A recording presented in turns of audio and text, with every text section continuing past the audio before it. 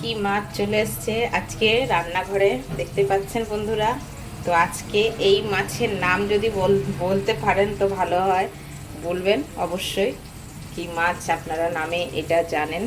আমরা তো জানি এটা পটল মাছ হিসেবে, আপনারা কি মাছ হিসাবে জানেন বলবেন। তো চলুন আজকে এই মাছের কি রেসিপি করা যায় দেখা যাক। আগে কুটে পরিষ্কার করে নিই। নমস্কার বন্ধুরা, শুভ সকাল। আমি সুধা, আপনারা দেখছেন সুধা রান্নাঘর। তো অন্যান্য দিনের মতন আবারও চলে আসলাম নতুন ধরনের একটি রেসিপি নিয়ে। তো আজকে যে মাছের রেসিপিটা এনেছি সেটা কি মাছের রেসিপি এনেছি আগেই আপনাদেরকে দেখেছি। তো চলুন নতুন ধরনের একটি মাছের রেসিপি করি। আজকে পটল মাছের তেল ঝাল তৈরি করব। কিভাবে করি, কি করে করি, সম্পূর্ণ ভিডিওটা দেখার জন্য অনুরোধ রইল।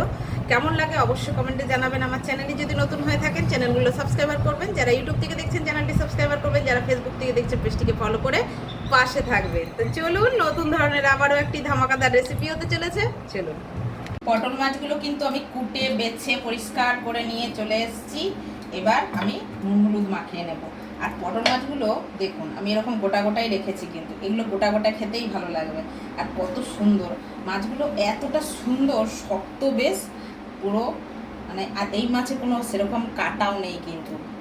এবার দিয়ে দেব হলুদ। হলুদ দিয়ে ভালো করে এটা মেখে নেব, ভালো করে হলুদটা নুনটা মাখিয়ে নেব।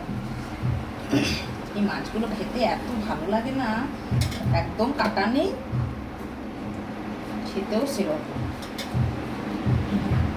আমাদের ঘরে পটল মাছ হলে আর কোনো কিছু কিন্তু দরকার পড়ে না, মানে এত ভালো মাছগুলো। এটা বাচ্চারাও খেতে পারবে এই মাছটা, মানে এই যে সিটটা, এই সিরেই শুধু কাঁটাটা আছে, আর ওটা মাছটাই মানে একদম মাছ। এটা বাচ্চারাও খেতে পারবে। তেল দিয়ে দিয়েছি কড়াতে, তেলটা কিন্তু ভালো গরম হয়ে গেছে। এবার আমি এর মধ্যে মাছগুলো কিন্তু খুন্তিতে করে করে দিয়ে দেবো।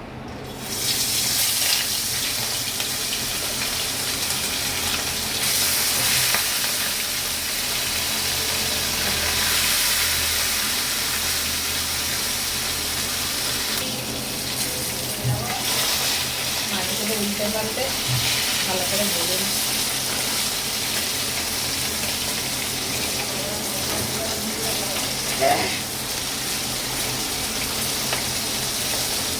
মাছটা ভাজা হয়ে গেছে।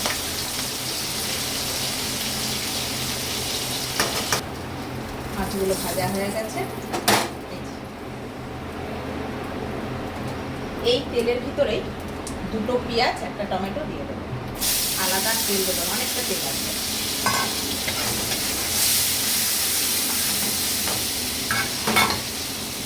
পেঁয়াজটা যে হালকা ভাজা হয়ে যাবে, কিছুটা রসুন বাটা দিয়ে দিতে হবে। 1 চামচ ভর্তি ভর্তি রসুন বাটা দিয়ে দেবো। এইখানে বাটির ভিতরে আদা ও কাঁচা লঙ্কা করে বেটে নিয়েছি, এর মধ্যে দিয়ে দিচ্ছি ধনে গুঁড়ো, দিয়ে দিচ্ছি বেশ খানিকটা জিরে গুঁড়ো। কাঁচা লঙ্কা কিন্তু আমি এটার মধ্যে বেটে দিয়েছি আদার সাথে। দিয়ে দিচ্ছি একটুখানি গুঁড়ো লঙ্কা, দিয়ে দিচ্ছি হলুদ গুঁড়ো। এবার এটা ভালো করে আমি একটু মিশিয়ে নেব, ওই পেস্টের সাথে সবটা মিশিয়ে নেব।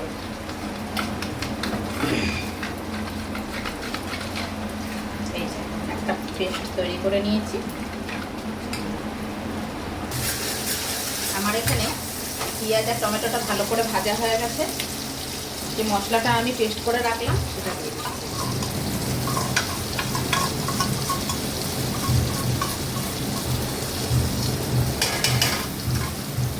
দিয়ে দিচ্ছি স্বাদ অনুযায়ী লবণ।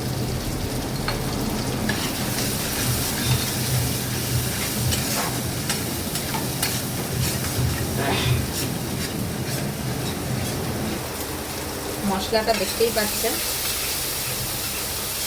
কষানো হয়ে এসছে, তেল ছেড়ে দিয়েছে। এবার আমি এর মধ্যে জলটা দিয়ে দেব। এই যে জলটা দিয়েছি এটা ফুটবে, তারপরে মাছগুলো দেবো। যেহেতু তেল ঝাল করবো, এই জলটা কিন্তু থাকবে না, এর সাথে কিন্তু কিছুটা মিষ্টি অ্যাড করতে হবে। যদি আপনারা খান দেবেন, না হলে দেওয়ার দরকার নেই যদি পছন্দ না করেন।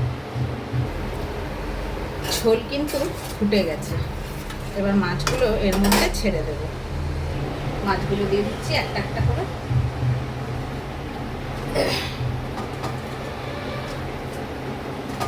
এই মাছগুলো খেতে এত ভালো লাগে, একটু এর সাথে গন্ধরাজ লেবু নিয়ে নেবেন, আর কোনো কিছু দরকার।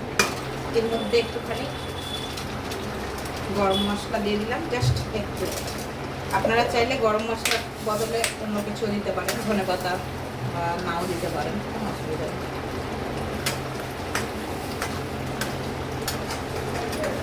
আমার কিন্তু রান্নাটা হয়ে গেছে, নামাবো।